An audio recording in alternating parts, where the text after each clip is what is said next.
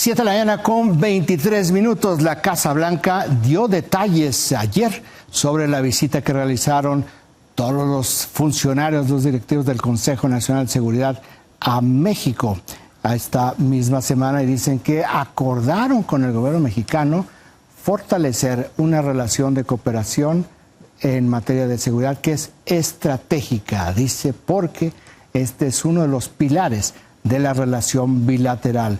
Esta reunión donde vino realmente toda la plana mayor del Consejo de Seguridad Nacional de la Casa Blanca, de que depende directamente del presidente Joe Biden, también se acompañó con una llamada telefónica de la vicepresidenta Kamala Harris, en una semana que a lo mejor nos parece normal, pero es de altísima relevancia por lo que se platicó, pero sobre todo por lo que significa. Nos enlazamos hasta Washington con Ariel Mutsatsos, corresponsal de Noticias Televisa y de Foro TV. Ariel, ¿qué tal? Muy buenos días. ¿Y hay documentación, estas declaraciones o estos comunicados de prensa, declaraciones escritas que ha dado la Casa Blanca sobre estos encuentros, que están llenos de información, Ariel, pero hay que ver el interlineado y los contextos?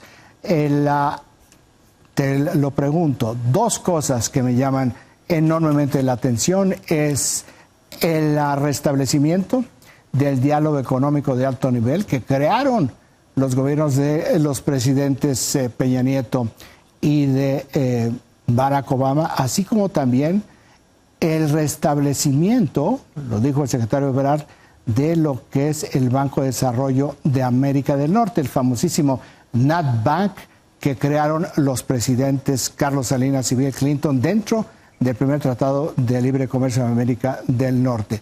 Te pregunto, Ariel, con estos dos antecedentes, ¿esto significa que Estados Unidos le quiere meter un orden a la relación económica y al acuerdo comercial con México y evitar al máximo estas fricciones que se han dado por un cambio de reglas en materia de inversión, en materia laboral? ¿O qué significa que le dijeran a México, vamos, pero estas son las nuevas reglas del juego? Hola Raimundo, buenos días. Así es, parece que va encaminando en ese sentido. Mira, a lo que acabas de mencionar, hay que unir dos cosas. Hay que sumar esta primera controversia en la que están usando los mecanismos de resolución de diferencias o disputas el representante comercial de Estados Unidos con lo que ocurre en Guanajuato, en esta planta en donde en Silao dicen que los derechos de los trabajadores están siendo en Silao, que dicen que los derechos de los trabajadores están siendo pues vulnerados, que no les están dando el derecho a la libre asociación ni tampoco el derecho a la negociación colectiva. Recientemente, antier, si mal no recuerdo, la oficina del representante comercial anunció que ya habían llegado a un acuerdo con la empresa Tridonex, que es una filial de Cardone, esta en Matamoros, en Tamaulipas, en donde el mismo caso había vulneración a los derechos laborales en cuanto a la libre asociación y también en cuanto a la negociación colectiva. Si tú sumas eso a lo que estás mencionando del diálogo económico de alto nivel, por supuesto, encaminado pero a los temas que van a ser discutidos ahí, a el Banco Nacional el Banco de Desarrollo de Norteamérica, el NatBank, que fue encabezado, por cierto, por un ahora ex embajador de México en Estados Unidos, por Jerónimo Gutiérrez, y que están pensando volver a fondear para aprovechar este tipo de digamos, mecanismos.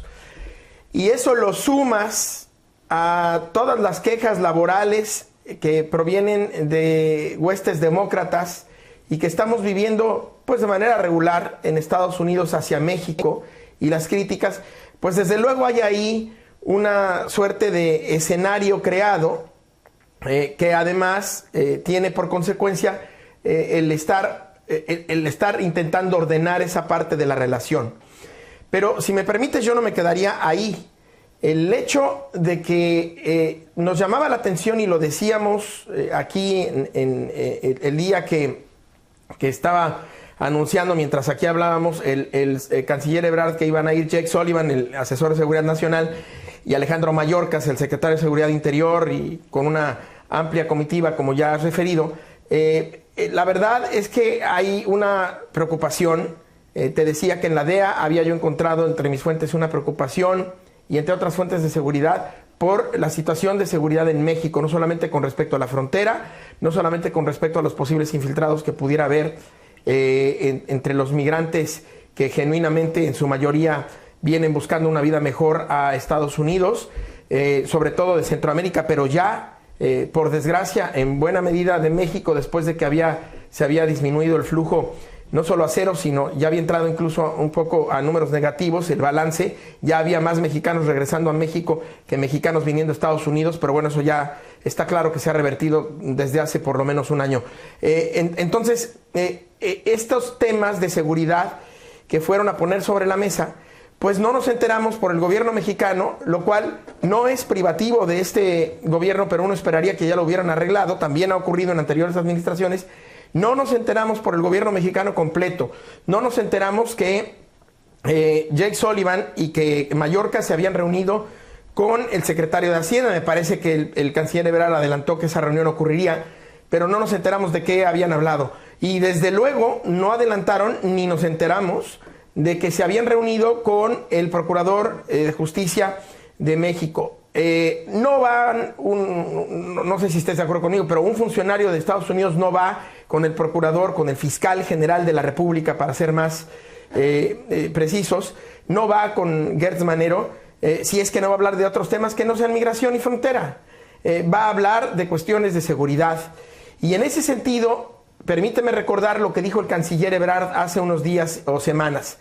Recordó que para él la iniciativa Mérida está muerta, en una entrevista con un conocido diario, que la iniciativa Mérida estaba muerta, si mal no recuerdo es el Washington Post, y que había que buscar otro mecanismo. Y nuestras fuentes nos dicen que están precisamente construyendo ese mecanismo, y que en algún momento, algún funcionario de Estados Unidos alto iría a México o vendrían, de alguna forma se firmaría ese nuevo acuerdo que sustituiría a la iniciativa Mérida, implementada, si mal no recuerdo, en 2007, ya durante el gobierno del presidente Felipe Calderón. Entonces, el hecho de que hayan ido a ver al procurador, al fiscal general de la República, perdón, pero la costumbre a veces es un hábito, que hayan ido a ver al fiscal general Gertz, yo creo que dice mucho, y no nos habíamos enterado por México, pero ya nos enteramos ayer por Estados Unidos. Y el secretario Mayorkas, además de Sullivan, también informó que él estuvo presente en estas reuniones.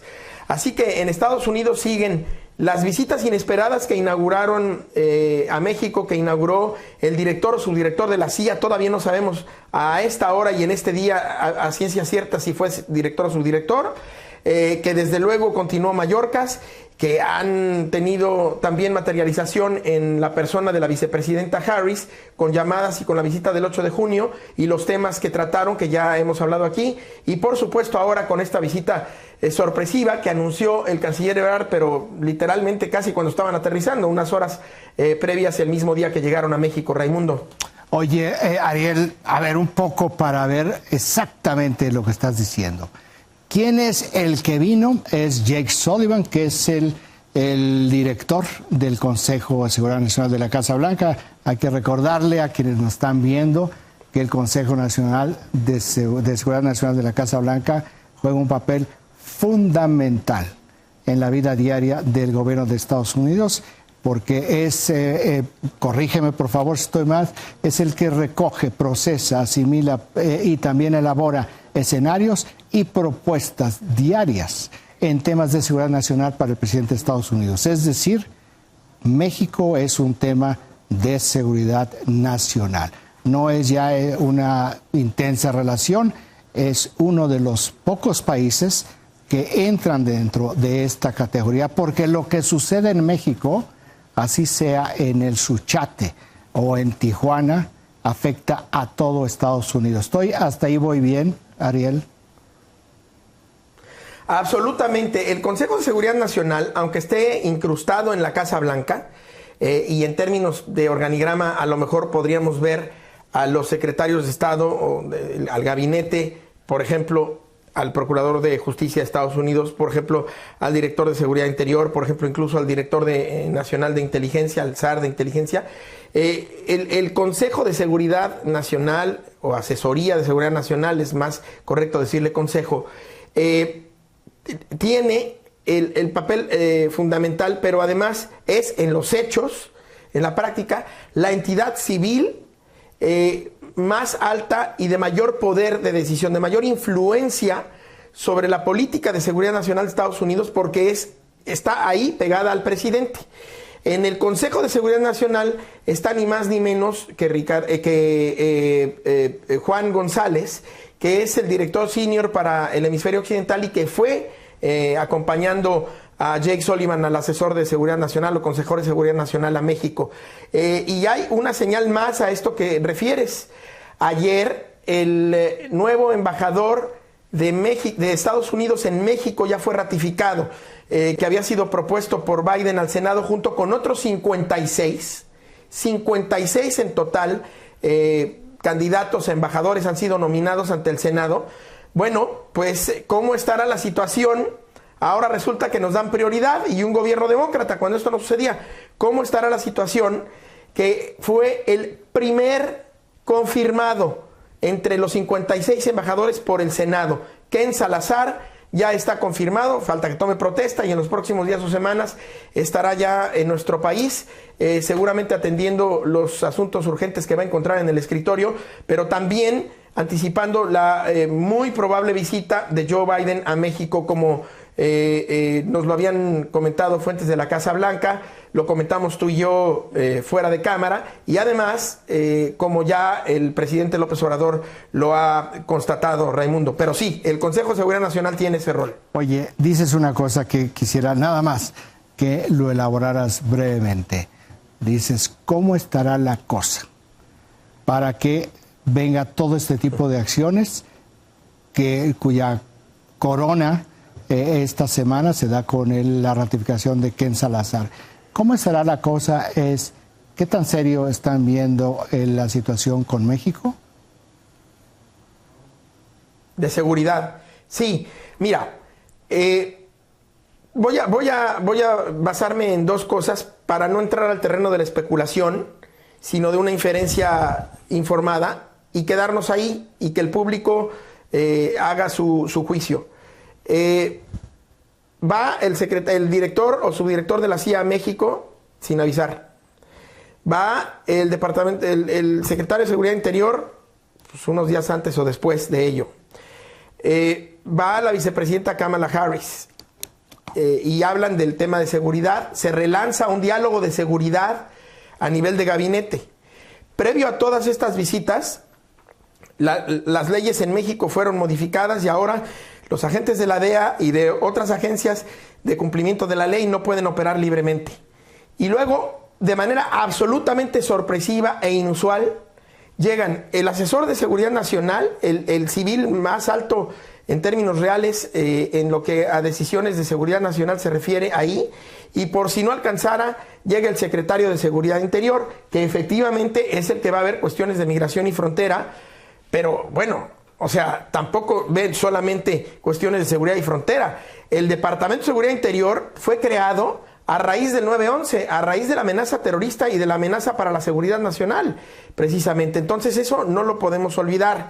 Y luego, por otro lado, las cosas que mis fuentes me han dicho, como estos, voy a volverlos a citar, estos agentes de la DEA de no menor nivel, que han expresado preocupación y que incluso sé que han tenido contactos con exfuncionarios mexicanos para ver si por ahí puede haber algún canal informal que pueda facilitar la labor de la DEA, que en estos momentos está parada. Y no lo dicen solamente mis fuentes.